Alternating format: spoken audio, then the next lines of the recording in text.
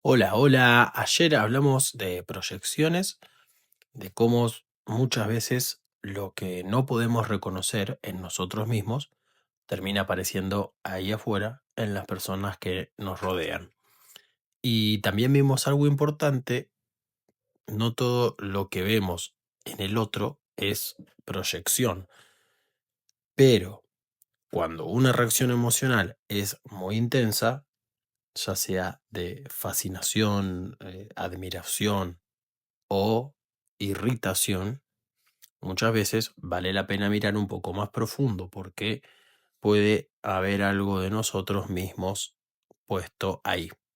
Hoy damos un pasito más, no todavía hacia técnicas completas, porque eso, como les dije, lo vamos a ver más adelante, sino hacia algo previo y fundamental que es la integración. Cuando hablamos de integrar una parte de nosotros mismos, no estamos diciendo que tengamos que convertirnos en eso. Integrar no significa actuar completamente esa otra parte, no significa justificar cualquier comportamiento. Integrar significa reconocer que ese rasgo también existe dentro mío como una posibilidad de arista de la personalidad humana, porque la realidad es que el ser humano tiene una enorme variedad de rasgos de personalidad posibles. Tiene capacidad de ser tierno, tiene la capacidad de ser firme, tiene capacidad de generosidad, capacidad de egoísmo, capacidad de cooperación, capacidad de competir, un montón de posibilidades que existen en nuestra naturaleza. El problema aparece cuando construimos una identidad demasiado estrecha y empezamos a decir cosas como yo jamás haría algo así o yo no soy ese tipo de personas. Eso no tiene nada que ver conmigo.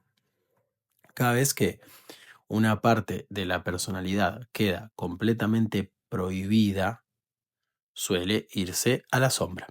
Y desde la sombra empieza a influir de formas indirectas, a veces a través de síntomas, a veces a través de conflictos y muchas veces a través de las proyecciones. Por eso integrar la sombra no significa volverse oscuro, nada que ver. Significa ampliar la conciencia sobre uno mismo. Reconocer que dentro nuestro existe un repertorio mucho más amplio de rasgos de personalidad de lo que solemos admitir. Y que muchas de esas herramientas pueden usarse de maneras sanas, saludables, oportunas y pueden ser útiles cuando se vuelven conscientes. Pensemos otra vez en la metáfora del galpón de herramientas. Si una herramienta está guardada, sabemos que existe, podemos elegir cuándo usarla y cuándo no. Pero si negamos completamente que existe, esa herramienta no va a desaparecer. Simplemente deja de estar bajo nuestra conciencia y muchas veces termina apareciendo proyectada en los demás. La integración empieza entonces con algo muy simple, que es que se nos despierte la curiosidad, la voluntad y la curiosidad por nuestras propias reacciones, curiosear por aquello que nos irrita demasiado, eh, que curiosiemos un poco aquello que admiramos intensamente, en lugar de reaccionar automáticamente, podemos empezar a preguntarnos qué parte de mí se está activando acá, qué temática nomina? ¿Qué temática mía representa esto? ¿Qué aspecto de mi propia personalidad puede estar siendo reflejado en esta situación? Y vamos a descubrir algunos rasgos que podemos estar reprimiendo.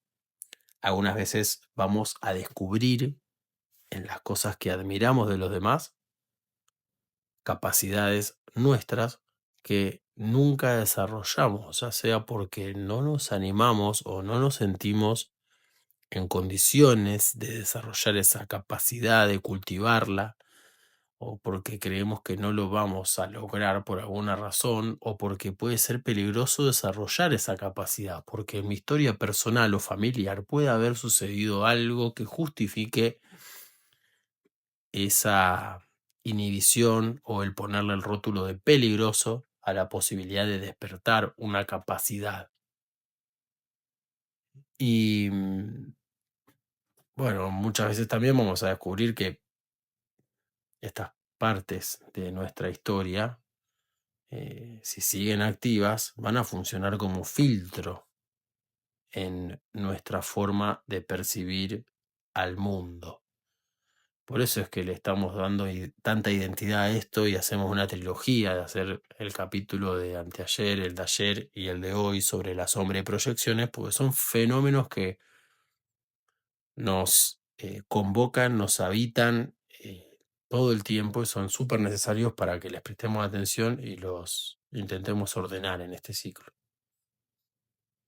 Este proceso no se resuelve en un día, por supuesto, es un trabajo que lleva bastante tiempo, pero tiene una consecuencia muy hermosa, muy valiosa, a medida que empezamos a integrar más partes de nosotros mismos, porque ahí las proyecciones empiezan a disminuir y poco a poco empezamos a ver con mayor claridad a las personas. Y cuando esto pasa con personas que queremos, es hermoso porque es un redescubrir a una persona que creía que conocía en gran parte y que en realidad había un gran porcentaje de proyecciones personales que podrían estar inclusive generando un montón de conflictos e impedimentos para relacionarme de un mejor modo con una persona con la cual fluye el amor incondicional, alguien, un familiar, una amistad. Bueno, en fin. Y limpiar un poco nuestros filtros inconscientes de realidad, ¿no? Porque si no, a través de estos filtros vemos la realidad y creemos que es así.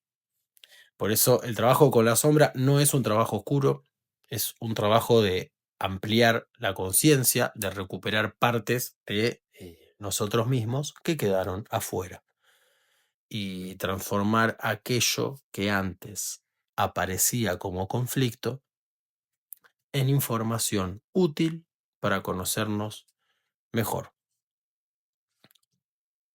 Nos vemos mañana.